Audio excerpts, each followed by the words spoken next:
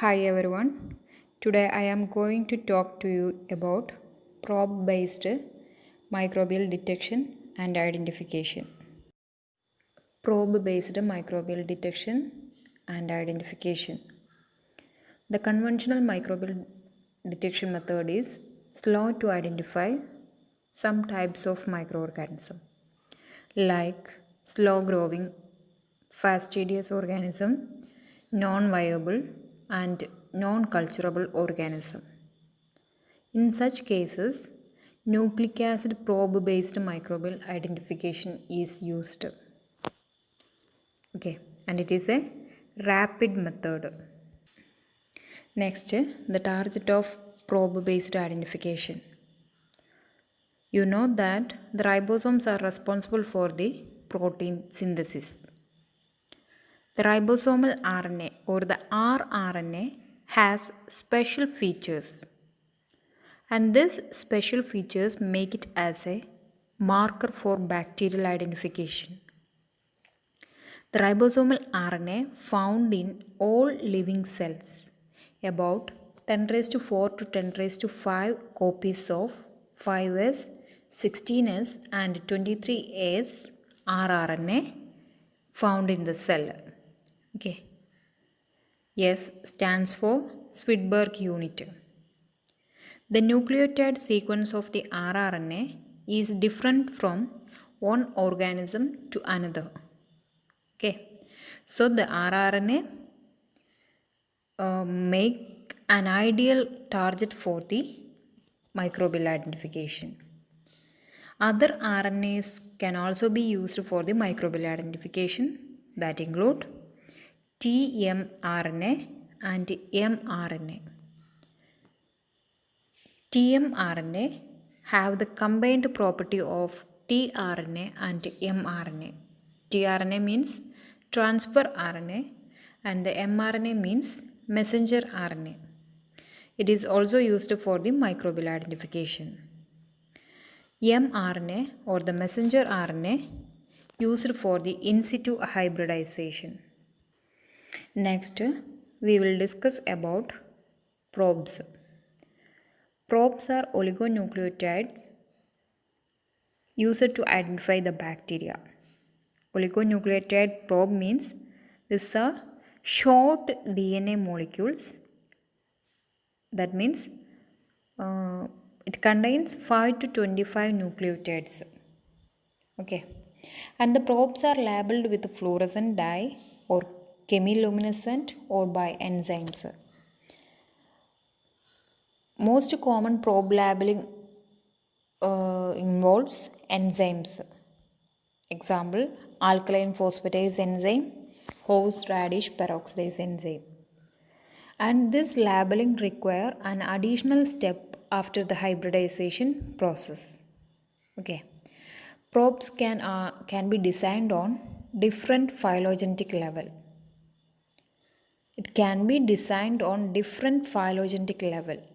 That means it can be used for or specific for domain, phylum, family, genus or species identification. Okay. Next is the hybridization formats. There are 4 types of hybridization: solution hybridization, solid support hybridization, in situ hybridization, and sandwich hybridization. In the solution hybridization, the hybridization process occurs in the liquid. Here, the probe and target are free to interact in that solution. Second type is the solid support hybridization. Here, the probe is free and the target nucleic acid bound to the solid surface. Third one, in situ hybridization. Intact cells and tissue sections are fixed onto a target slide and the target nucleic acid is detected directly in the cell. Okay. Then the fourth one is the sandwich hybridization. It is the combination of solution hybridization and solid phase hybridization. This hybridization process uses metal beads. The labeled probe is also called signal probe, and the signal probe hybridizes with target nucleic acid in the solution.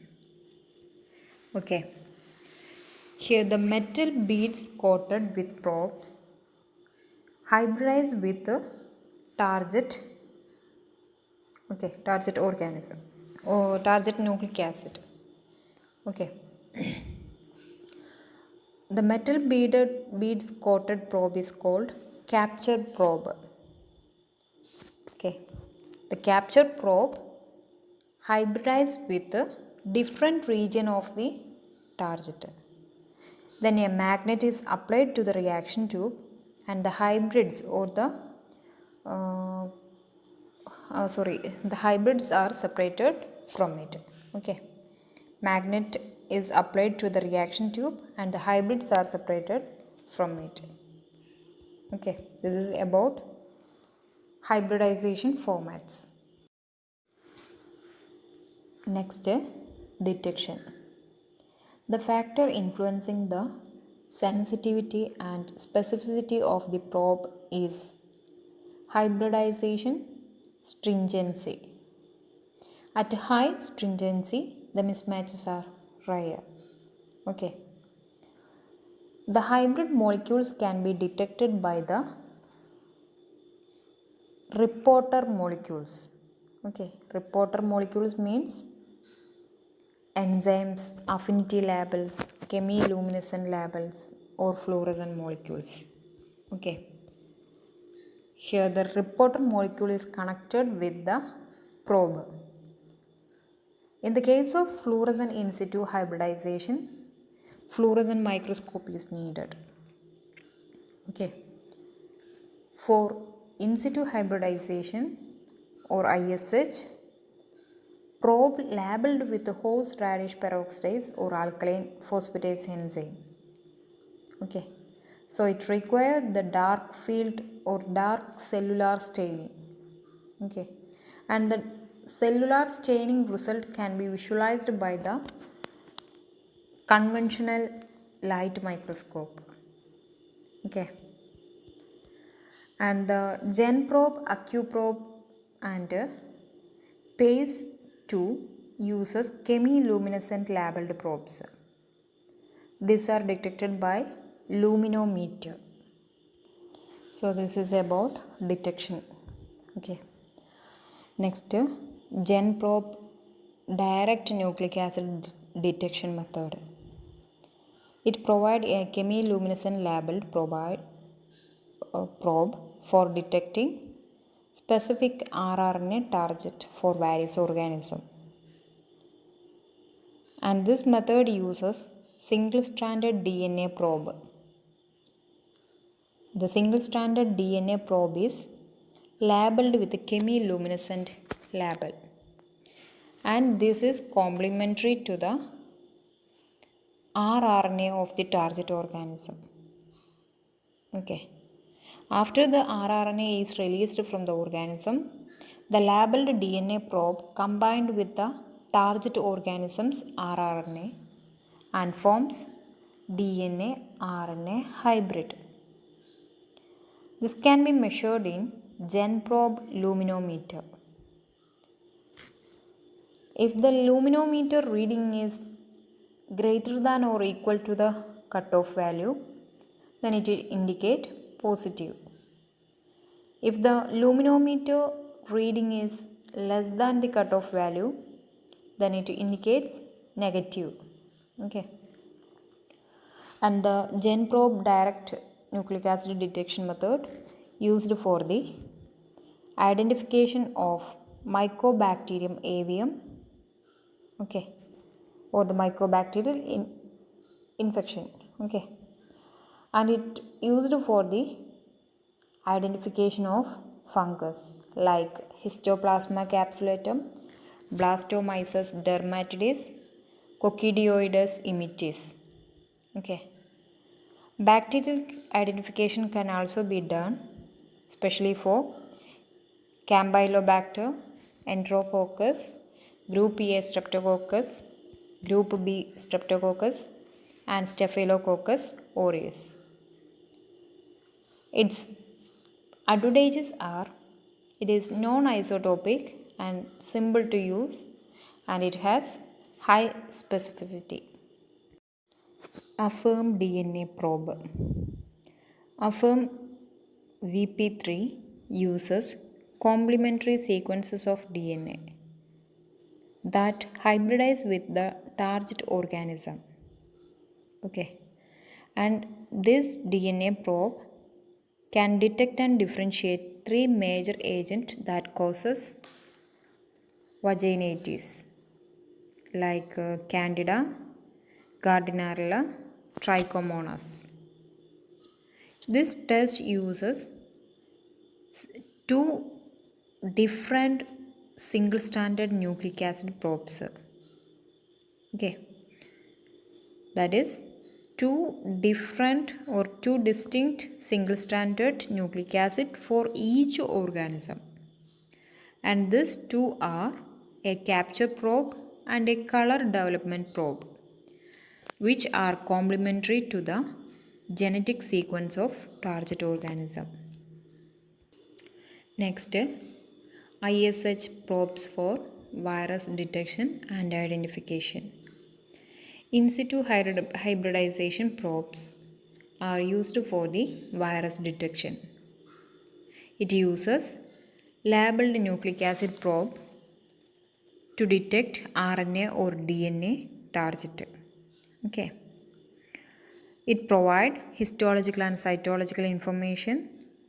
Here the probes were labeled with the radioactive compounds or non-isotopic labels. Radioisotopically means labeling with S35, P32 and I125. And the non-isotopic labeling means labeling with labeling with other particles like hapten dioxygenine. Okay, it is an important example. These probes are detected by using anti-dioxygenine antibodies. And this anti-dioxygenine antibodies conjugated with alkaline phosphatase or horseradish peroxidase enzyme. Okay, the probe is detected by using anti-dioxygenine antibody conjugated with the enzyme. Here this enzyme converts the substrate into insoluble precipitate. Okay. The insoluble precipitate formed create dark appearance. Okay. So the ISH probes used for the virus identification or detection.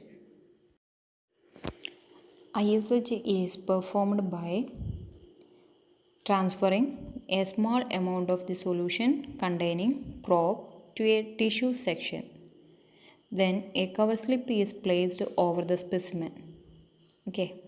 First, transfer the solution containing probe to a tissue section.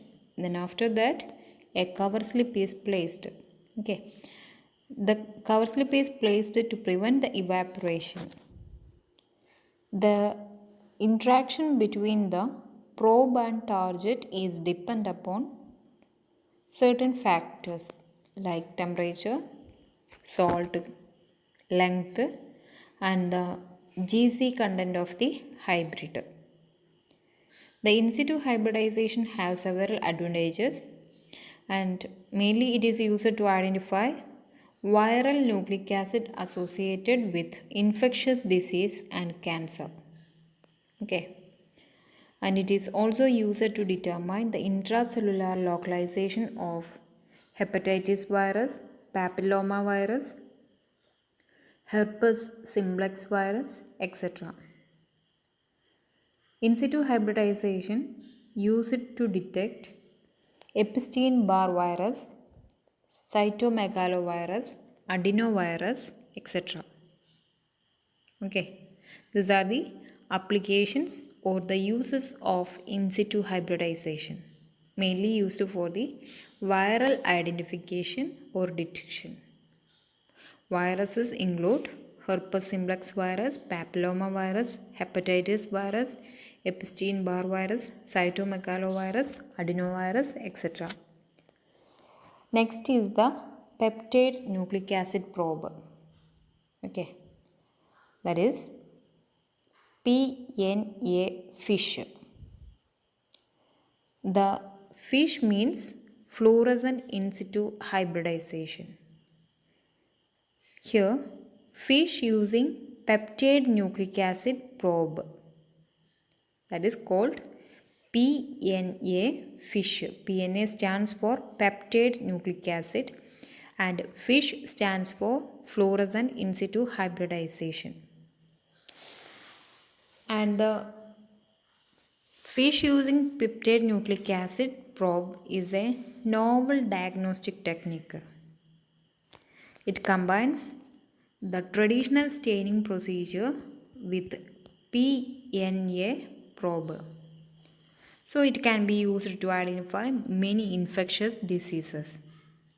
It is more accurate, and the PNA probe have certain properties like it have strong affinity, high specificity, high hybridization property, and rapid kinetics. PNA means, or the peptide nucleic acid means, the novel synthetic DNA. Novel synthetic DNA-like compound with nucleotide bases attached to a peptide. Okay, synthetic DNA molecule and its nucleotide bases are attached to a peptide, that is called peptide nucleic acid. Okay, peptide nucleic acid probes have the ability to penetrate hydrophobic cell. After the penetration of standard smear, it can be used for the identification of Staphylococcus aureus, Candida albicans, Enterococcus faecalis, and Escherichia coli. And it is also used for identifying Mycobacterium tuberculosis. Okay. Another application of the peptide nucleic acid probe is the it helps to identify the organism in the heart valve tissue. Okay, this is about probe based microbial identification and detection. Okay, thank you.